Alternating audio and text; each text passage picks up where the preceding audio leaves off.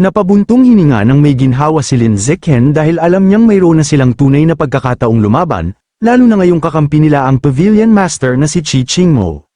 Samantala, nakaramdam ng matinding pangamba ang Great Elder nang maalala niya ang babala ng kanilang leader tungkol sa isang makapangyarihang babaeng nakasuot ng Daoist na damit, na walang habas na nililipol ang mga hukbo ng halimaw sa Origin Land. Napagtanto niyang ang babaeng nasa harapan niya ngayon ay siya mismong halimaw na tinutukoy sa babala. Sa sobrang takot, nagtanong ang Great Elder kung paano siya posibleng narito sa Earth. Ngunit sa halip na sagutin siya, malamig na tinanong ni Qi Qingmo kung bakit biglang nagsulputan sa Earth ang napakaraming nilalang mula sa Origin Land. Gamit ang kanyang kapangyarihan, agad niyang winasak ang mga matinik na baging na nakapulupot kay Shen Qingan.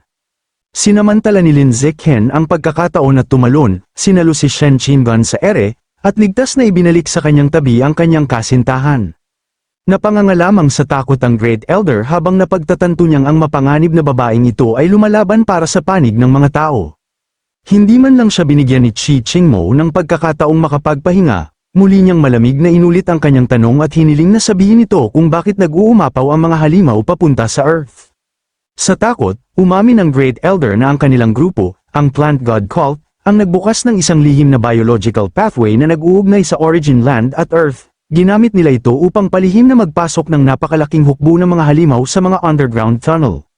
Sa loob ng ilang buwan, maingat nilang inihanda ang lahat. Ang kanilang huling plano ay maghintay ng perpektong pagkakataon upang pakawalan ng buong hukbo at tuluyang wasakin ang Shanghai City. Nang tanungin ni Qi Qingmo kung nasaan ang portal, nanginginig na itinuro ng Great Elder ang napakalaking pulang puno. Inamin niyang ang lahat ay nakatago sa ilalim ng mga ugat nito. Dahil dito, nagalit ang avatar ng Plant God Cult at binalaan ng Great Elder na hindi kailanman mapapatawad ng Sacred Land ang kanyang pagtataksil. Agad na nagtanong si Qi Qingmo kung ano ang tinutukoy nitong Sacred Land. Ngunit bago pa makasagot ang Great Elder, galit na sumingit ang napakalaking mukha na gawa sa kahoy sa puno. Sinabihan nito ang Great Elder na manahimik kung nais niyang manatiling ligtas at buhay ang kanyang pamilya sa kanilang tahanan. Nainis si Qi Qingmo sa maingay na halimaw. Hindi na siya nagsayang ng salita at pinakawalan ng isang napakalakas na bugso ng banal na apoy, sa isang iglap, natupok ang buong puno at naging abo. Mabilis niyang pinino ang life energy nito at ginawa itong isang kumikinang na pulang tableta. Lubos na nagulat ang Great Elder, hindi niya maunawaan kung paano madaling winasak ng babaeng ito ang isang high-level calamity monster na para lamang itong karaniwang damo sa hardin. Malalim siyang yumuko bilang paggalang at tinawag si Qi Qingmo na isang fairy. Pagkatapos ay ipinaliwanag niya na ang Sacred Land ay tumutukoy sa Sun Moon Sacred Land, isang makapangyarihang grupo ng mga high-level plant cultivator sa Origin Land. Idinagdag niya na ang kanilang Plant God Cult ay isa lamang mahinang puppet organization na nagtatrabaho sa ilalim ng mga ito upang itayo ang portal. Magalang niyang tinanong kung mayroon pa bang nais malaman si Qi Qingmo. Simple lamang ang utos ni Qi Qingmo, ipatawag nito ang bawat halimaw na nagtatago sa mga underground tunnel. Nang makakita ng maliit na pagkakataong mabuhay, nagmakaawa ang Great Elder at nagtanong kung palalampasin ba ni Qi Qingmo ang kanyang buhay kung tutulungan niya ito. Kalmado namang pumayag si Qi Qingmo na hayaang mabuhay ang Great Elder. Sabik na iligtas ang sarili, inilabas ng Great Elder ang isang kakaibang pulang rosas at nangakong agad niyang ilalabas ang lahat ng nakatagong halimaw.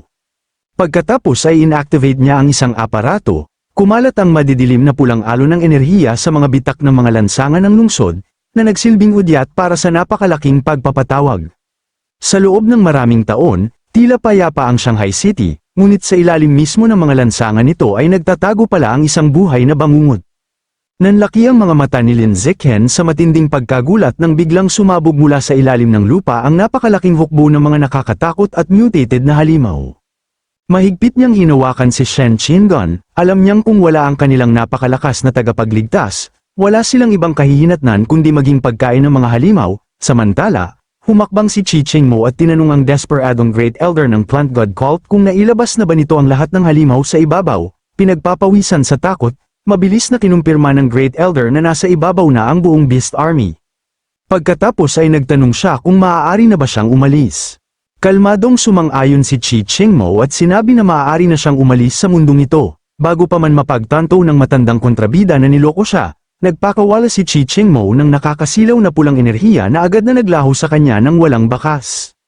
Agad na sumugod sa kanya ang napakalaking hukbo ng mga halimaw, ngunit hindi man lang kumurap si Qi Qingmo. Inactivate niya ang napakalaking chain reaction ng mga pagsabog, na sa loob lamang ng ilang segundo ay nagwasak sa buong sumasalakay na hukbo. Pagkatapos, iniunat niya ang kanyang kamay at madaling kinondensa ang napakalaking enerhiya mula sa mga namatay na halimaw upang makalikha ng ilang kumikinang at mataas ang konsentrasyong pulang blood pill. Sa nakita ni Lin Zichen, nakaramdam siya ng matinding takot, na pagtanto niyang hindi lamang isang nakamamatay na mandirigma si Chi Chingmo, kundi isa rin siyang walang awang tao na kayang baliwalain ng kanyang pangako sa mga kaaway. Gayunpaman, isa rin siyang lubhang maasahang kakampi. Pagharap niya sa magkasintahan, inutusan sila ni Chi Chingmo na bumalik sa kanilang lugar upang makapagpasalin siya ng dugo at makabawi. Kinabahan man, sumang-ayon si Lin Zichen. Pagbalik nila sa kanilang apartment, inilagay ni Chi Chingmo sa mesa ang mga bagong gawang blood pill at sinabi sa kanila na hatiin nila ang mga ito. Labis na nagpapasalamat ang dalawa sa Pavilion Master, na pagtanto ni Lin Zichen na napakabukas palad niya sa sarili niyang mga tao. Hindi niya maiwasang ikumpara si Chi Chingmo sa Deputy Governor na si Ye Yongsheng, ang sinungaling na politiko na nagtaksil sa kanila. Ipinangako ni Lin Zichen sa sarili na kapag sapat na ang kanyang lakas, hahanapin niya si Ye Yongsheng at pagbabayarin ito sa lahat ng ginawa nito. Upang makatulong sa paggaling ni Chi Chingmo, naging parang isang literal na human battery si Lin Zichen. Sa loob ng 10 oras, tuloy-tuloy niyang ipinasa ang sarili niyang enerhiya at blood energy kay Chi Chingmo upang matulungan siyang makabawi mula sa pagod na dulot ng labanan. Nang matapos ang healing session, sinimulan nilang pag-aralan ng Blue Beast Course upang malaman kung mayroon itong enerhiyang maaaring makatulong pa sa paggaling ni Chi Chingmo, ngunit sa kasamaang palad, wala silang napala at tuluyang nauwi sa dead end ang kanilang pagsisiyasat.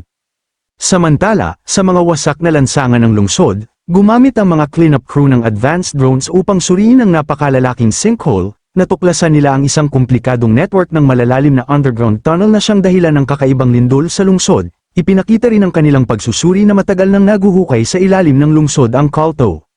Sa malayong Sun Moon Sacred Land, komportabling nakahimlay ang isang berdeng buhok na plant goddess sa loob ng isang napakalaking bulaklak na may matatalim na ngipin. Kalmado niyang sinabi na tuluyang nabigo ang kanilang malaking plano na magtayo ng base sa Earth. Sa sobrang takot, malalim na yumuko ang nakamaskarang leader ng Kalto at sinubukang ipagtanggol ang sarili. Ipinaliwanag niya na maayos na ang lahat hanggang sa biglang lumitaw ang isang makapangyarihan at misteryosong babaeng nakasuot ng Taoist na damit, na sumire sa kanilang buong operasyon. Mapanuyang sumang-ayon ng plant goddess na mahirap talagang pigilan ng ganoong klaseng kalaban, ngunit biglang dumilim ang kanyang tono nang ipaalala niya sa leader na may kapalit ang kabiguan at hindi maiiwasan ang parusa. Hinawakan niya ito sa baba at casual niyang sinabi na bilang maliit na parusa, napagdesisyonan niyang kainin ang isa sa mga anak ng leader na nananatili sa templo, mapaglaro pa niyang idinagdag na masarap ang bata. Pagkatapos ay inutusan ng goddess ang leader na ituon ang lahat ng kanilang pagsisikap sa pagpapalakas ng mga puwersang mayroon na sila sa Earth sa halip na mag-aksaya ng enerhiya sa pagbubukas ng iba pang mga pathway. Hihintayin niyang unti-unting hamina ang natural barrier ng Earth sa paglipas ng panahon. Kapag dumating ang tamang sandali, maglulunsad sila ng napakalaking koordinadong pagsalakay kasama ang iba pang grupo upang tuluyang durugin ang planeta. Pagkatapos, magtatayo sila ng isang kuta sa isang lokasyon na kanilang napili ng maaga.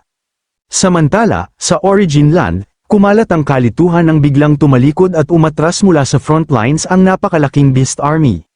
Walang ideya ang mga lokal na puwersa kung bakit bigla itong nangyayari. Kaya mabilis na lumipad ang isang messenger upang ihatid ang nakakagulat na balita kay State Deputy Governor Ye Yongsheng. Iniulat ng messenger na ang maalamat na babaeng nakasuot ng Taoist na damit, na kayang talunin mag-isa ang mga hukbo ng halimaw, ay biglang lumitaw sa Earth. Sa loob lamang ng ilang sandali, tuluyan niyang winasak ang plant god cult at nilinis ang lahat ng halimaw sa paligid ng Shanghai City. Nang marinig ito ni Ye Yongsheng, napagtanto niyang sinira ng misteryosong babae ang kanilang malaking plano na sakupin ng Earth. Dahil sa napakalaking kabiguan ng kanilang operasyon, wala nang saysay na ipagpatuloy pa ang kanilang pag-atake. Sa halip, napaisip si Ye Yongsheng kung anong klaseng makapangyarihang nilalang ang babaeng yun upang magkaroon ng ganoon kalakas at nakapangingilabot na kapangyarihang kayang baguhin ang takbo ng mundo.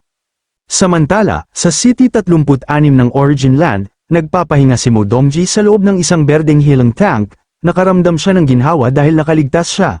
Ngunit malalim pa rin ang kanyang takot dahil sa kung gaano siya kalapit sa kamatayan. Naalala niya ang pakikipaglaban niya sa nakakatakot na Thunder Dragon, alam niyang kung hindi dumating sa huling sandali ang misteryosang babaeng nakasuot ng Taoist na damit at winasak ang halimaw gamit ang napakalakas na atake, malamang ay naging abo na siya. Naputol ang kanyang pag-iisip nang marinig niya ang anunsyo mula sa intercom na dumating na ang kanyang disipulo. Agad na nagpatuyo si Mo Dongji, nagbihis, at lumabas sa healing tank upang salubungin ito. Ang bisita ay si Luo Qiansui, masayang tumakbo ang dalaga at agad na niyakap ang kanyang guro nang makita niya ito. Mainit na ngumiti si Mo Dongji at iminungkahing pumunta sila sa isang pribadong silid upang makapagkwentuhan matapos ang ilang taong pagkakahiwalay. Nang maging komportable na sila sa loob ng silid, ipinatong ni Qiansui ang kanyang ulo sa kondongan ng kanyang guro at sinabi kung gaano niya na-miss ang ganitong komportableng pagsasama nila. Napansin ni Mo Dongji kung gaano nakalaki ang ipinagbago at paglaki ng kanyang disipulo. Dahan-daang hinaplos ni Mo Dongji ang kanyang ulo, ngumiti siya at binanggit na noong nasa Earth siya. Kumuha siya ng panibagong disipulo, dahil dito, nagkaroon si Qiansui ng isang junior sister na eksaktong kaedad niya. Ipinaliwanag ni Mo Dongji na ang bagong junior sister na si Shen Qingan ay kabilang na sa sikat na genius list, kaya malamang ay magkikita sila sa lalong madaling panahon. Binanggit din niya na nang makita ni Shen Qingan ang larawan ni Qiansui, sinabi nitong kamukha na kamukha niya ang dati niyang kaklase sa Earth na si Bai Sui, na mayroon ding puting buhok. Nagulat si Qiansui nang marinig ang pangalang yun, bigla siyang binaha ng mga alaala, sa kanyang isipan ay nakita niya ang isang maliit na batang babae na may kulay rosas na buhok. Masayang kumakawi sa kanya mula sa isang nakalimutang nakaraan. Sinabi niya sa kanyang guro na pamilyar sa kanya ang pangalang Shen Qingan at posibleng kilala niya talaga ito. Nagulat sa koneksyong ito, nagpa siya si Mo Dongji na subukan siya. Tinanong niya kung pamilyar din sa kanya ang pangalang Lin Zekhen. Napahinto si Qiansui sa gulat nang biglang sumulpot sa kanyang isipan ang isang malinaw na alaala ng batang Lin Zekhen na nakatayo sa tabi ng batang Shen Qingan.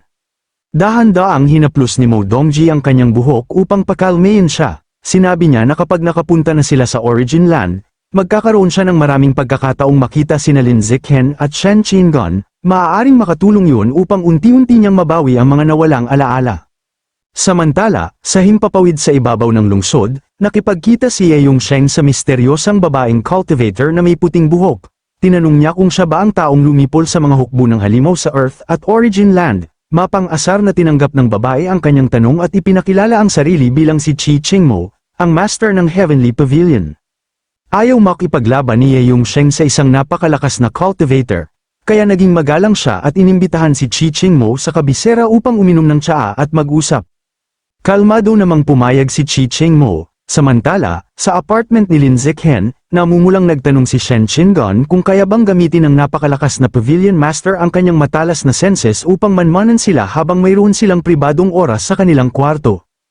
Inamin ni Lin Zekhen na kahit wala sa loob ng silid si Qi Qingmo, mayroon talaga siyang sapat na kapangyarihan upang manmanan sila kung gugustuhin niya.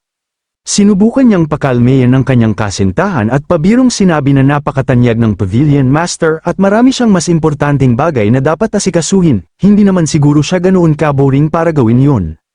Sa mismong sandaling yun, dumaan si Qi Qingmo mismo sa kanilang bedroom window, kalmado niyang sinabi na talagang ganoon siya kaboring. Napahiyaw sa gulat si Lin Zekhen at nagpanik habang hinihila pataas ang kumot, tinanong niya kung kailan pa siya nakabalik. Kalmadong sinabi ni Qi Qingmo na matagal na siyang nakabalik at matyaga lamang siyang naghintay habang nagaganap ang awkward na moment ng magkasintahan.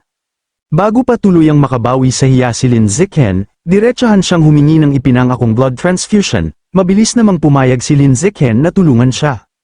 Habang ipinapasa niya ang sarili niyang chi at blood energy kay Qi Qingmo, nalaman niya ang tungkol sa kamakailang pagkikita nito sa corrupt na politiko na si Ye Yongsheng. Lubos na natakot ni Qi Qingmo ang deputy governor, ngunit nakakuha rin siya ng mahalagang impormasyon tungkol sa misteryosong Origin Land at sa kapangyarihang taglay nito.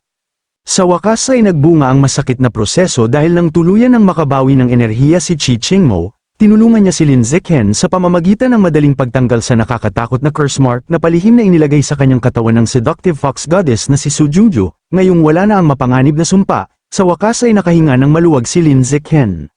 Matapos makakuha ng sapat na chi at blood energy, agad na bumalik ang makapangyarihang si Qi Qingmo sa magulong kailaliman ng Origin Land, buong determinasyon niyang nais makahanap ng paraan upang makaalis sa kakaibang dimensyong yun. Samantala, hindi nag-aksaya ng oras si Lin Zekhen sa Earth, gamit ang high-quality bloodbath pills na ibinigay ng Pavilion Master, tinulungan niya ang kanyang mga kakampi na magkaroon ng malaking progreso sa kanilang training, dahil dito, nagawa ni Mo Dongji at ng Academy din na ma-unlock ang kanilang unang ACU points, habang mabilis namang pinapalakas ni Ma Weiwei ang kanyang katawan. Hindi nagtagal, nang sa wakas ay magkaroon ng sandaling makapagpahinga si Lin Zichen, isang nakakatuwang balita ang ibinigay sa kanya ng kanyang mga magulang na sina Lin Yanxing at Jiang Wangxing, magkakaroon siya ng bagong baby sister. Pagkatapos ay hiniling ng kanyang ina kina Lin Zichen at sa kanyang kasintahang si Shen Qingan na ilagay ang kanilang mga kamay sa kanyang tiyan upang maramdaman nila ang napakalakas na enerhiya ng sanggol. Masayang sinabi ng kanyang ina na maging ang mga doktor ay nagugulat sa sobrang aktibo ng 7 buwang sanggol. Dahil dito, naniniwala siyang paglaki ng bata ay magiging isang henyo rin ito. Nang ilagay ni Lin Zichen ang kanyang kamay sa tiyan ng kanyang ina, naramdaman niyang patuloy na sumisipa ang kanyang magiging kapatid na babae nang may kahangahangang lakas. Napaisip tuloy siya kung magiging kasing lakas din ba niya ang kanyang kapatid paglaki nito. Sa mga sumunod na araw, palaging sinusubaybayan ni Lin Zichen ang kanyang magiging kapatid sa loob ng tiyan ng kanyang ina. Napagtanto niyang hindi ito katulad niya, ang mga galaw nito ay hindi sumusunod sa anumang pattern ng system, ibig sabihin, hindi ito nagkaroon ng system. Isa lamang itong pambihirang sanggol na mayroon ng napakalakas na natural energy kahit hindi pa ipinapanganak. Makalipas ang isang buwan, natapos ang semester sa kolehiyo at nagsimula ang summer vacation, masigasig na nagtrabaho si Lin Zichen sa kanyang cultivation at matagumpay na na-unlock ang kanyang ika-4 na acupoint. Gayunpaman, naghihintay pa rin siya ng anumang balita mula sa kanilang makapangyarihang tagapagligtas na si Qi Qingmo. Samantala, nagsagawa ang Heavenly Pavilion ng napakalaking recruitment drive na umakit ng mga cultivator mula sa iba't ibang lugar, nagtipon ng lahat upang makahingi ng pagkakataong makita ang sikat na si Godlin, napilitan ng mga recruiter na pakalmayin ang karamihan at nangakong ang mga sasali sa Heavenly Pavilion ay magkakaroon ng maraming pagkakataong makilala siya sa hinaharap. Sa loob ng gusali, sumilip si Yuan sa bintana at nakita ang mga taong nagsisigawan sa labas. Tinanong niya si Lin Zichen kung talagang balak nitong baliwalain ang kanyang mga tagahanga sa halip na bumaba at batiin sila.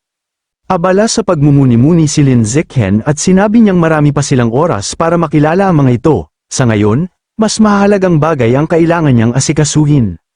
Sa sandaling yun, biglang pumasok si Liu Chunwu sa silid upang ibalita ang magandang balita. Napakalaking tagumpay ng recruitment drive, nakakuha sila ng 166 na bagong miyembro, na madaling lumampas sa orihinal nilang target na 100. Ipinaalala rin niya na sina Lin Zichen at Shen Qingan ay nakatakdang pumunta sa Origin Land sa lalong madaling panahon. Samantala, sa City No. 1 ng Origin Land, natanggap ng isang grupo ng mga elite recruit ang kanilang pinakabagong test results mula sa kanilang kalbong instructor. Bagamat nabigo siya sa resulta ng karamihan sa kanila, lubos niyang pinuri ang 19 anyos na si Luo Qiansui, napakalaki ng kanyang itinaas sa ranking. Mula ika-13 ay umakyat siya sa ika-9 na pwesto, pinatunayan nito na isa siyang napakalakas na prodigy. Patuloy siyang pinupuri ng instructor at sinabi sa buong grupo na inaasahan niyang malalampasan ni Qiansui ang record bilang pinakabatang squad captain sa kasaysayan. Gayunpaman, hindi lahat ay masaya sa mabilis na pag-angat ng bagong recruit. Isang purple-haired na babae ang pabulong na nagreklamo at sinabing walang saysay na ikumpara ang mga ordinaryong tao sa isang hindi makataong nilalang tulad ni Qiansui. Nang marinig ang kanyang dahilan, nagalit ang instructor, sumigaw siya at sinabi na ang pinakamalaking banta sa Earth ay ang mga inhuman, mga nilalang na halos kapareho ng mga tao, hindi lamang ang mga kakaibang halimaw o halaman ang kanilang kinatatakutan. Ipinaalala niya sa grupo na tumatanggap sila ng napakahahalagang evolutionary resources upang maging mas malakas kaysa sa mga inhuman. Binalaan niya ang purple-haired girl na kung muli siyang magsasalita ng ganoon katanga, aalisin niya ang kanyang resources at ibibigay yun sa ibang tao. Sa sobrang takot, mabilis na yumuko ang dalaga at humingi ng tawad. Pagkatapos ay inutusan ng instructor ang 7 recruit na hindi maganda ang performance, kabilang ang purple-haired girl, na manatili para sa karagdagang training. Samantala, pinauwi na ang mga matagumpay na recruit, habang umaalis sila, pinag-usapan ng mga nakapasa ang nakakatakot na bilis ng paglakas ni Qiansui, kamakailan lamang ay nasa advanced 6th rank pa siya. Ngunit matapos lamang ang isang buwan ng training ay nakarating na siya sa advanced 7th rank. Gayunpaman, ayaw pa rin nilang maramdaman na lubusan silang kulelat sa kanya. Pinapaalalahanan nila ang isa't isa na kapag nakarating na sila sa rare rank, maaari na nilang gamitin ang Exotic Beast Gen Fusion, isang power-up na hindi kayang gamitin ng mga inhuman. Sa kalaunan, naniniwala silang malalampasan din nila si Qiansui. Samantala, pabalik sa training hall, malamig na binalaan ng instructor ang natitirang grupo na hindi sila papayag ang umalis hanggat hindi nila naabot ang kinakailangang standard. Sa Pure Human Research Institute ng Shanghai University, malalim na nagme-meditate si Lin Zikhen, matagumpay niyang na-unlock ang 6 na acupoint sa kanyang puso, utak, at katawan, dahilan upang umakyat ang kanyang biological level sa advanced 6th rank, Great Perfection, napakalapit na niya ngayon sa 7th rank. Sa kabila ng mabilis niyang pagunlad, hindi maiwasang mag-alala ni Lin Zikhen, nasa mapanganib na origin land pa rin si Pavilion Master Chi Chingmo at hindi pa ito nakakabalik. Biglang nag-vibrate ang telepono ni Lin Zikhen dahil sa isang high-priority message. Sa wakas, natapos na ang paghihintay, opisyal silang inabisuhan na mag-empake ng kanilang mga gamit at maghanda dahil malapit na silang pumasok sa origin land. Nagtipon sila sa campus helipad habang hinihintay ang kanilang sasakyan. Nagpaalam sina Lin Zikhen at ang kanyang kasintahang si Shen Chingon sa kanilang mga mentor at kaibigan bago simulan ang napakapanganib na misyon. Hinimok ni Yuhuan sina Lin Zikhen at Shen Chingon na unahin ang kanilang kaligtasan higit sa lahat, ipinaalala niya sa kanila na walang evolutionary resource ang sapat na halaga upang isugal ang kanilang mga buhay.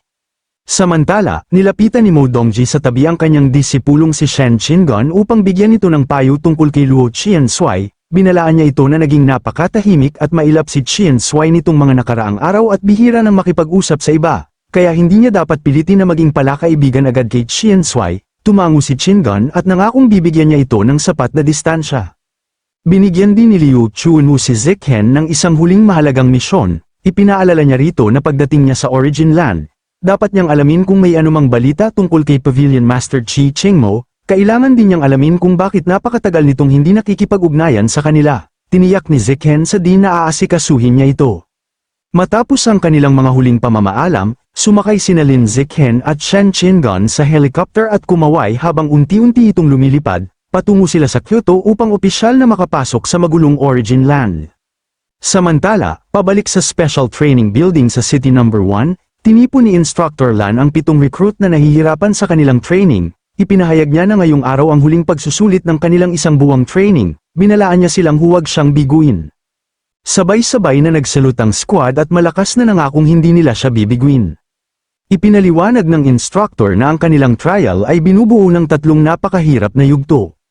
Ang unang challenge ay ang exotic plant stage. Dito sila itatapon sa isang mapanganib na lugar na puno ng mga carnivorous at mutated na halaman. Kung makaligtas sila sa mga halaman, agad silang magpapatuloy sa stage 2, ang exotic beast stage. Ang lugar na ito naman ay puno ng nakamamatay na mga halimaw.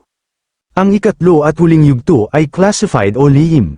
Ngunit nagdagdag si Instructor Lan ng isang napakahalagang panuntunan, bago sila makarating sa ikatlong yugto, kailangan nilang maghiwa-hiwalay at magpatuloy ng mag-isa. Ang sinumang susubukang makipagtulungan sa iba ay automatikong babagsak.